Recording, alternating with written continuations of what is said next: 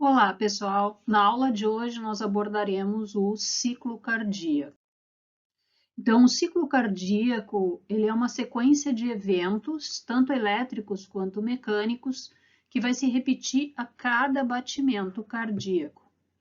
O ciclo se inicia com a geração do potencial de ação pelo nó do sino atrial e normalmente apresenta em torno de 800 milissegundos de duração em repouso.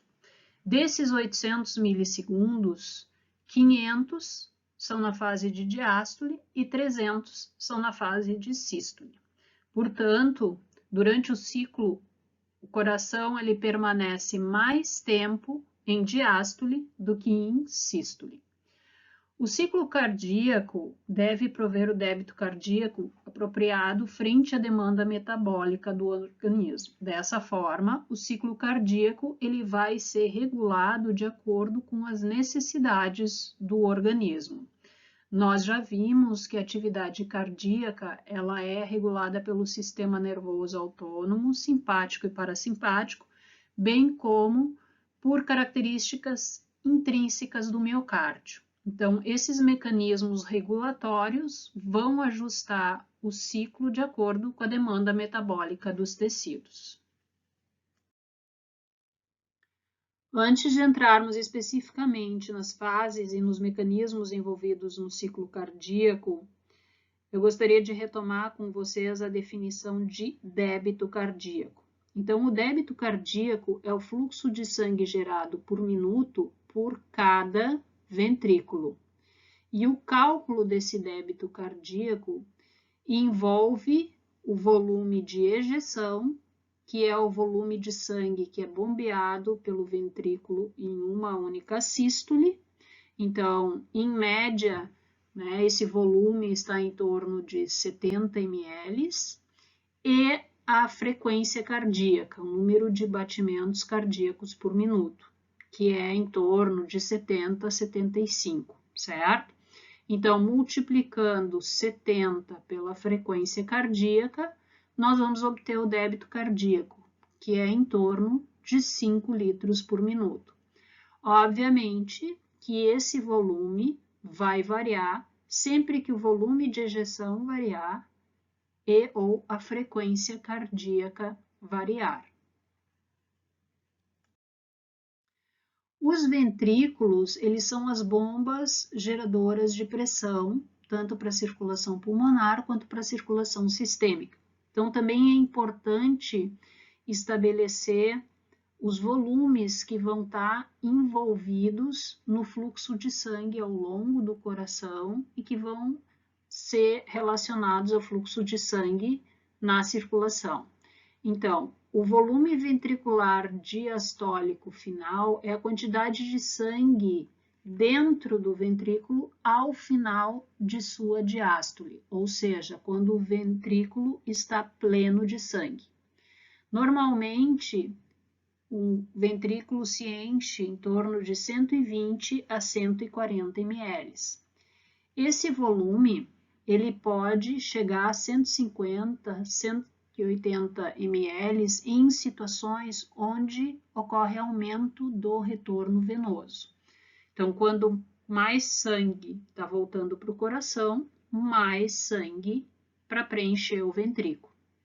O volume sistólico final é a quantidade de sangue que restou dentro do ventrículo após uma sístole.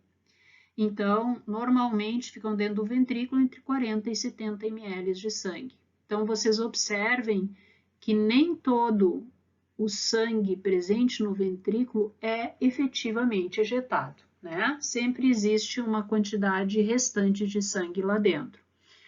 Assim como o volume diastólico final pode variar, o volume sistólico final também pode, né? Então, numa situação onde aumenta a força de contração do miocárdio, como por exemplo em situações de estimulação simpática, né? Esse volume sistólico final, ele pode chegar a 10 a 20 ml só. Então, esse aumento de força torna os ventrículos mais eficientes como bomba, né? E como ejetores de sangue para circulação. A diferença entre a quantidade de sangue que entrou no ventrículo e a quantidade de sangue que saiu do ventrículo é chamada de débito sistólico ou volume de ejeção, tá?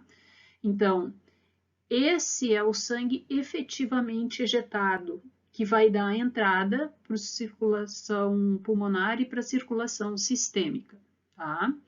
Então, vocês vejam que o débito sistólico, ele vai ser obtido pela diferença entre o diastólico final e o sistólico final. A fração de ejeção, então, corresponde àquele sangue ejetado em relação ao volume diastólico final. Então, normalmente, do sangue presente no final da diástole ventricular, do volume diastólico final, nós ejetamos em torno de 60 a 70% de sangue, né? Essa quantidade, ela pode diminuir bastante em situações de disfunção ventricular, mas essa fração também pode aumentar quando, por exemplo, nós temos um aumento de retorno venoso, um aumento de força de contração. Então, as válvulas cardíacas são extremamente importantes para direcionar o fluxo sanguíneo, né? Então, esse fluxo sanguíneo deve ser unidirecional, sempre dos átrios em direção aos ventrículos e dos ventrículos então, para os vasos que dão saída do coração, artéria pulmonar e aorta, né? E no caso do ciclo cardíaco, as válvulas vão demarcar as 4 fases desse ciclo. Então, as fases de enchimento vão ser demarcadas pelas atividades ou pelo estado das válvulas atrioventriculares. Então, nós temos do lado direito do coração a tricúspide, do lado esquerdo a mitral, certo? Essas válvulas atrioventriculares, normalmente elas se fecham quando existe contração ventricular e se abrem quando o ventrículo está vazio e o átrio está cheio de sangue. Então, o sangue pesa sobre essas válvulas, abre elas e existe, então, a fase de enchimento ventricular, tá? É importante que as válvulas atrioventriculares, elas estão conectadas aos músculos papilares por cordões tendinosos, tá? Por que isso é importante? Porque quando o miocárdio ventricular contrai, ele gera um aumento de pressão intraventricular. E essa pressão intraventricular, ela poderia gerar o abaulamento dessas válvulas atrioventriculares em direção ao ventrículo, com risco, então, de refluxo de sangue, certo? Do ventrículo para o átrio, fazendo com que o coração se torne insuficiente. Então, para isso não acontecer, no momento em que o músculo ventricular se contrai, esses músculos papilares também se contraem, puxando, então, essas válvulas atrioventriculares em direção ao ventrículo, justamente para impedir um possível abaulamento e refluxo. As válvulas semilunares, elas estão relacionadas ao esvaziamento ventricular. Então, nós temos as pulmonares, entre o lado direito do coração e a circulação pulmonar, e a aórtica, entre o lado esquerdo do coração e a circulação sistêmica. Então, as válvulas semilunares, elas são constituídas por um tecido muito mais resistente, porque elas estão sofrendo a ação de forças muito mais importantes, né, e muito mais atrito do que as válvulas atrioventriculares, tá? Então, normalmente, a luz das válvulas semilunares é menor que a luz das atrioventriculares, de forma que o sangue é ejetado muito rapidamente dessas válvulas, gerando um certo atrito, tá? Então, por isso que elas têm que ser mais resistentes, certo? O fechamento dessas válvulas, né, ele ocorre no final do esvaziamento ventricular, por um pequeno refluxo de sangue dos vasos em direção ao ventrículo, que vai fazer com que essas válvulas fechem. Daqui a pouco mais, nos próximos esquemas, vai ficar claro para vocês esse processo. Então, o fechamento dessas válvulas, né, gera sons cardíacos que a gente chama de bulhas, né? Então, a primeira bulha que a gente pode auscultar está relacionada ao fechamento das válvulas atrioventriculares e a segunda bulha relacionada ao fechamento das semilunares, né? Lesões dessas válvulas, sejam elas regurgitantes ou estenóticas, elas podem ser detectadas por um ouvido treinado como murmúrios. Muito bem, quais são as 4 fases do ciclo cardíaco? Observem que nós temos na fase 1 o influxo de sangue nos ventrículos, né? De forma que as válvulas de enchimento, que são as atrioventriculares, vão estar abertas, mas as de esvaziamento estão fechadas. Então, essa fase aqui é uma fase de diástole ventricular. Então, ele já terminou de ejetar o sangue, as válvulas semilunares fecharam e as atrioventriculares agora estão abertas para o ventrículo se encher de sangue. A seguir, vem uma fase chamada de contração isovolumétrica, na qual todas as válvulas vão estar fechadas, tanto as atrioventriculares como as semilunares. Então, essa fase é isovolumétrica porque eu vou ter um volume de sangue constante dentro da câmara cardíaca, dentro do ventrículo, e esse ventrículo vai começar a se contrair.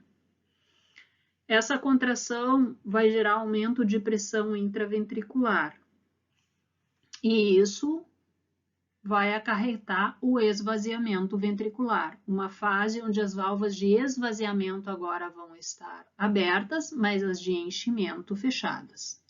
Então, observem que a contração isovolumétrica e a fase de esvaziamento constituem uma subdivisão da sístole, né? Então, a fase 2 e 3 correspondem à sístole. E na fase 4, eu vou ter um relaxamento isovolumétrico. Como na situação de contração isovolumétrica, essa é uma fase onde todas as válvulas vão estar abertas e não está ocorrendo o fluxo de sangue. Só que, diferentemente da contração isovolumétrica, eu agora estou na fase de diástole, certo? Então, por esse quadro aqui, a gente observa que a diástole tem 2 fases, uma fase de influxo e uma de relaxamento isovolumétrico, e 2 fases de sístole, a 2 e a 3, uma iniciando com contração isovolumétrica e terminando com o esvaziamento. E como eu tinha dito no slide anterior, as válvulas é que estão marcando essas 4 fases distintas. Esse quadro, ele resume os principais aspectos do ciclo cardíaco. Então, você tem na primeira coluna os eventos valvulares, na segunda coluna os eventos que vão ocorrer nas câmaras cardíacas e, por fim, a fase do ciclo cardíaco. Então, o nosso ciclo cardíaco vai iniciar com a abertura das válvulas atrioventriculares. Essas válvulas atrioventriculares vão se abrir e promover inicialmente um rápido enchimento ventricular. Por que ocorre esse rápido enchimento ventricular? Porque os átrios, eles são receptáculos de sangue e estavam se enchendo de sangue enquanto o ventrículo estava contraindo, ejetando sangue. No momento que o ventrículo volta para o repouso, entra em diástole, então os átrios estão repletos de sangue e esse sangue vai forçar a abertura das válvulas atrioventriculares, promovendo um enchimento muito rápido, porque existe um gradiente de pressão considerável entre os átrios plenos de sangue e os ventrículos com pouco sangue, né? O único sangue que restou dentro dos ventrículos é o volume sistólico final, aquele que varia de 40 a 70 ml, certo? Muito bem. Após esse rápido enchimento ventricular, continua um enchimento ventricular diminuído. O que é esse enchimento ventricular diminuído, mais lento? É o enchimento que depende do fluxo contínuo de sangue dos vasos venosos para o átrio, para o ventrículo. Então, enquanto o ventrículo está em diástole, continua havendo retorno venoso. E esse retorno venoso está passando direto pelo átrio para ir lá para o ventrículo, certo? Então, no final do enchimento ventricular, vai ocorrer uma contração atrial. E essa contração atrial, então, promove um enchimento ventricular adicional de aproximadamente 20%. Então, uma vez que o ventrículo agora está repleto de sangue, ele vai passar da fase 1, que é a diástole, para a fase 2, que é a sístole, e que é marcada, então, agora pelo fechamento das válvulas atrioventriculares, certo? Como as válvulas atrioventriculares se fecham e as semilunares ainda estão fechadas, eu tenho o ventrículo sem influxo e sem efluxo de sangue. Ele está uma câmara completamente fechada. E agora essa câmara completamente fechada vai começar a contrair. Então, essa contração ventricular é chamada de isovolumétrica porque ela não promove fluxo ou alteração de volume de sangue intraventricular. Mas essa é uma fase onde ocorre o desenvolvimento de pressão intraventricular, certo? Então, no ventrículo esquerdo, por exemplo, a pressão intraventricular nessa fase chega até 80 milímetros de mercúrio. Uma vez que eu tenha desenvolvido essa pressão intraventricular elevada, ela vai conseguir forçar a abertura das válvulas semilunares. Esse é o momento em que eu passo para a fase 3. Ainda estou na sístole. Então, agora nós estamos na fase de ejeção dessa sístole, certo?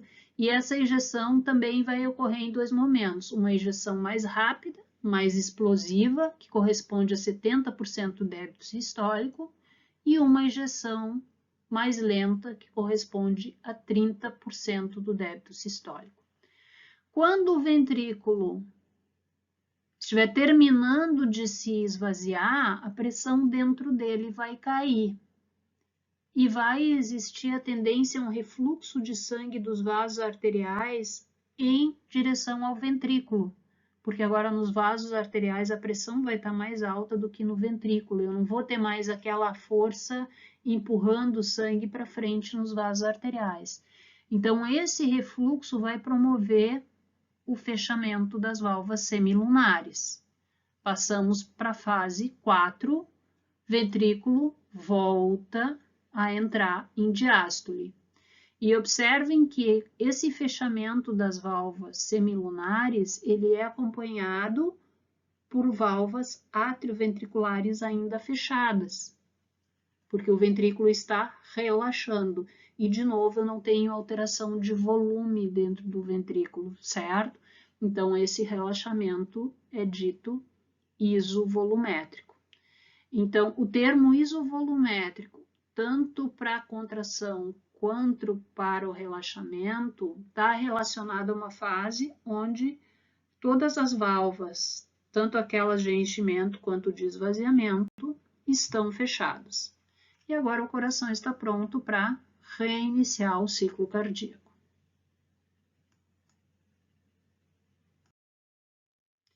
Então, nessa figura, vocês observam os elementos da fase 1 do ciclo cardíaco, certo? Que é a fase de enchimento ventricular. Então, como a gente comentou, existe um enchimento inicial muito rápido, porque o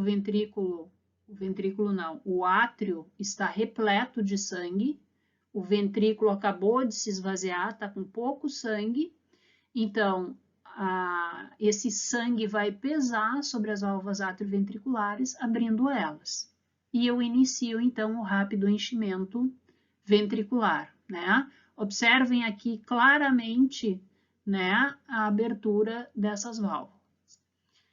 Na segunda fase, a gente vai ter o enchimento lento, que é ocasionado pelo contínuo retorno venoso para o coração. Então, ainda em diástole, o ventrículo vai receber direto, né, esse fluxo de sangue que está vindo lá das veias cavas, vai passar rapidamente pelo átrio e já vem para o ventrículo, certo? Nessa fase de enchimento, no finalzinho dela, o átrio vai contrair e promover o enchimento adicional.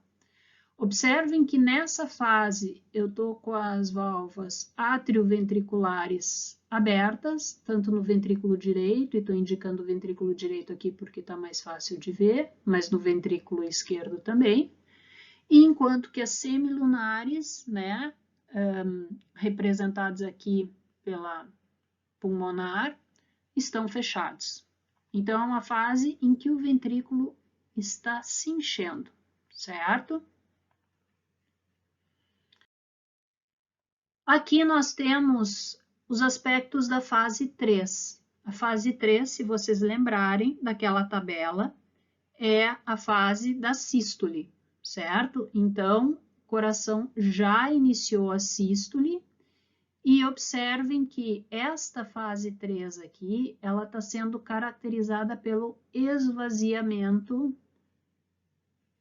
ou pela ejeção ventricular.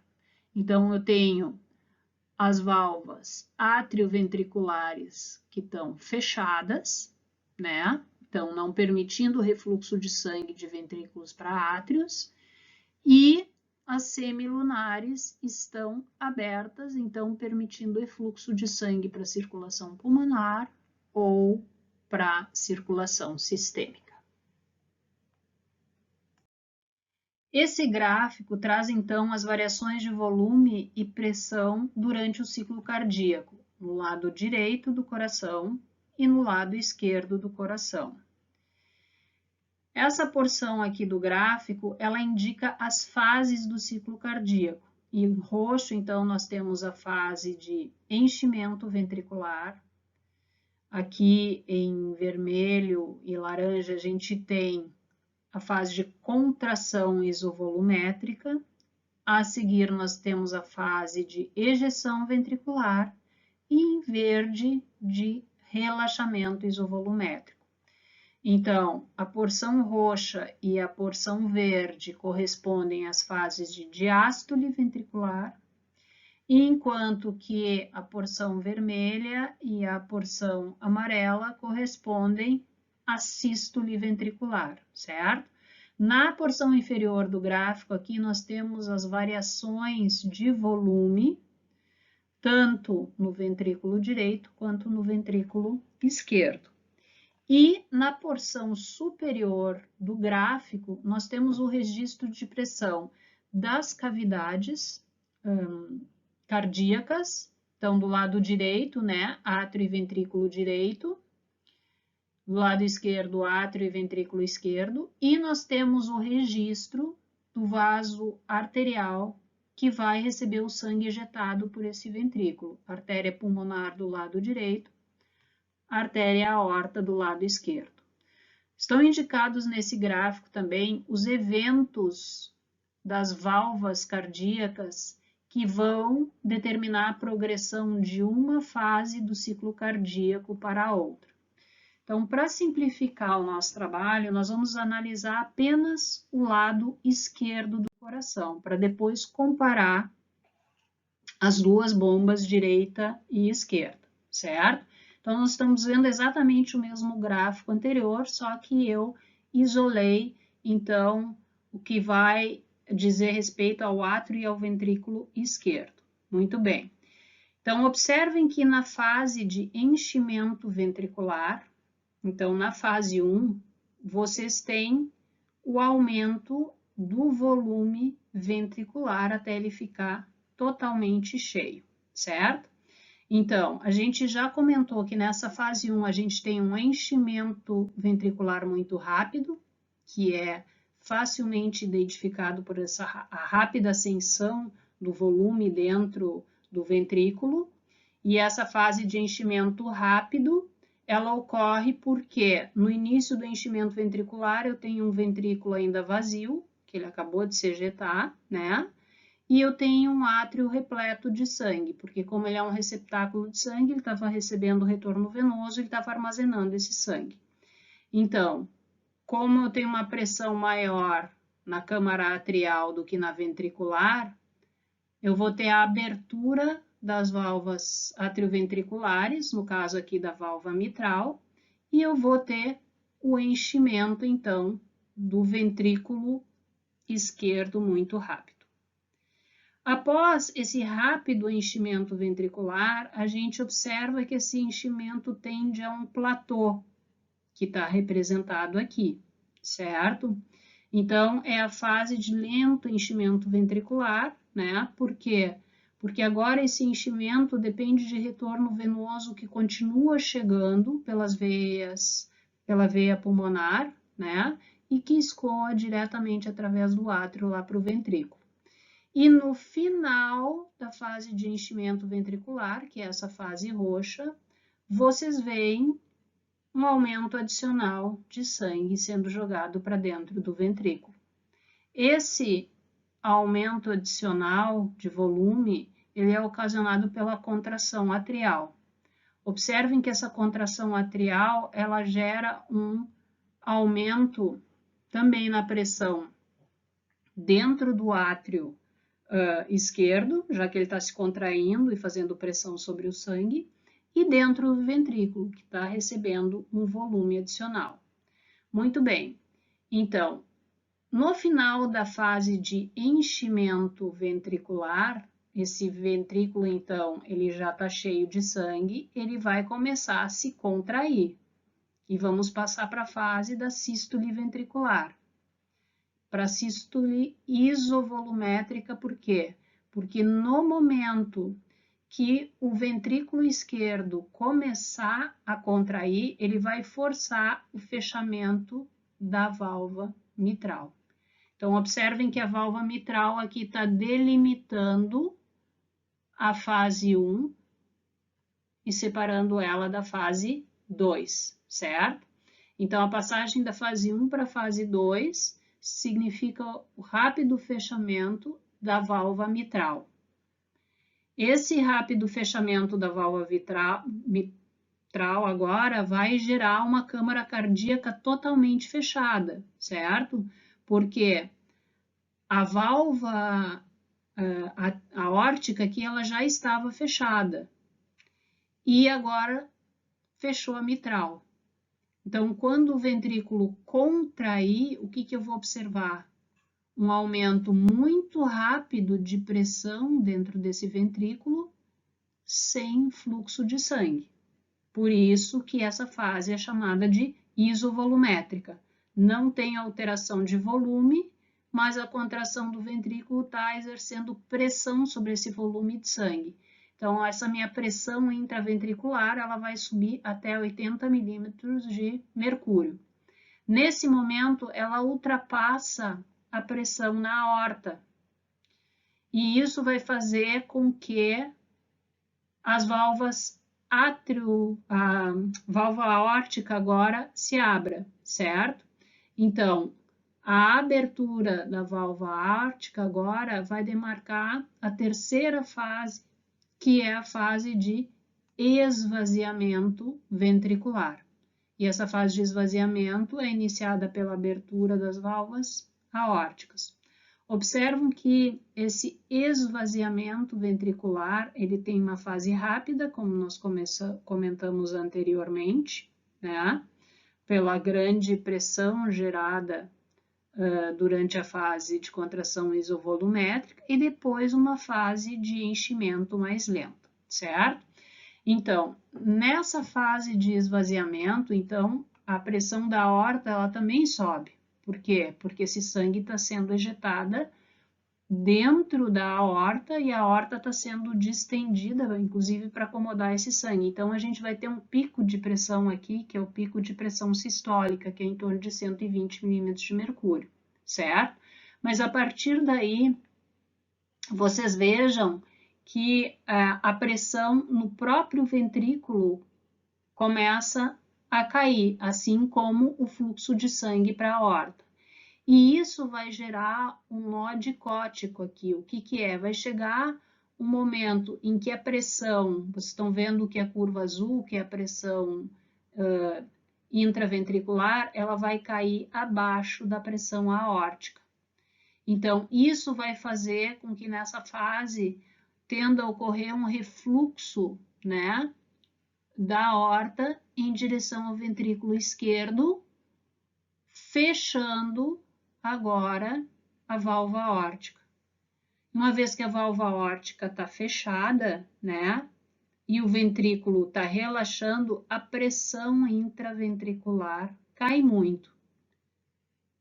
E ele está vazio, né? Ou praticamente vazio, né? Ele ainda está com aquele volume sistólico final dentro dele. Vocês vejam que ele não está com 0 ml de sangue, né? Está com volume sistólico final lá dentro. Então, essa fase verde aqui é a fase do relaxamento isovolumétrico, né?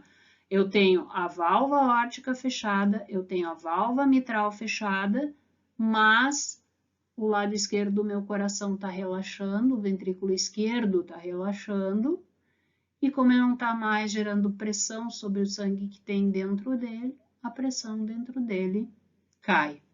Percebam que enquanto o ventrículo está em sístole, então ejetando sangue, o átrio está tendo um aumento de pressão. Por quê? Porque o retorno venoso vai enchendo esse átrio e a pressão dentro dele vai aumentando, certo?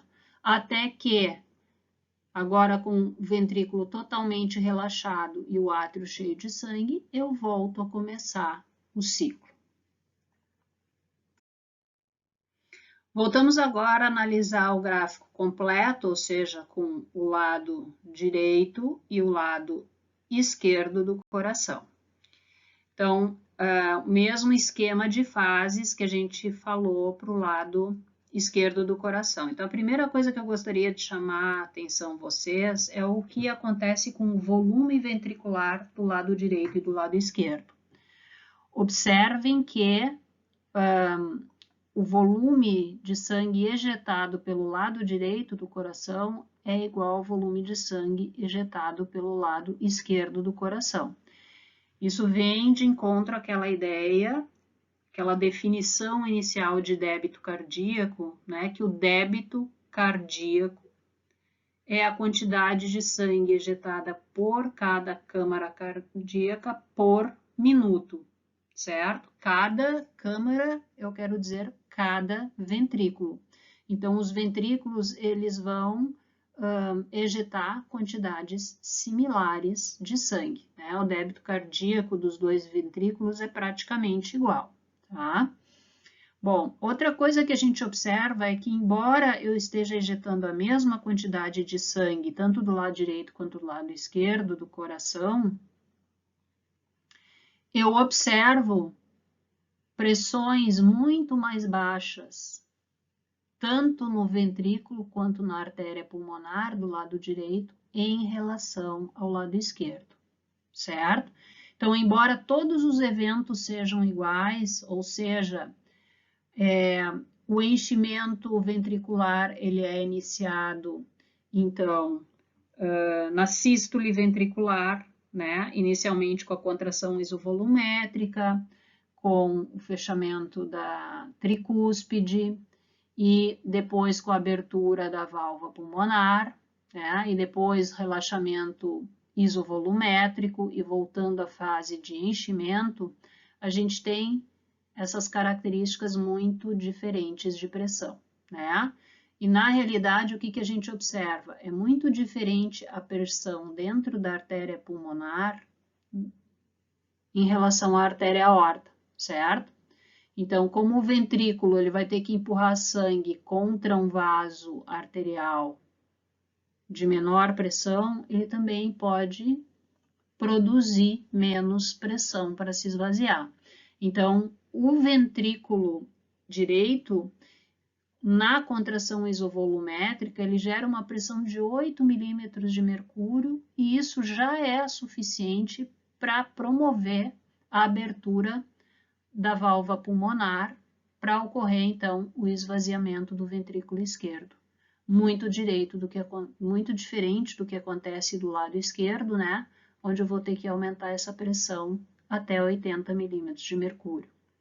Então, lado direito e lado esquerdo, eles vão ejetar sangue em circuitos circulatórios com resistências muito diferentes. E isso faz com que o lado esquerdo tenha que gerar muito mais pressão do que o lado direito para promover um mesmo fluxo sanguíneo.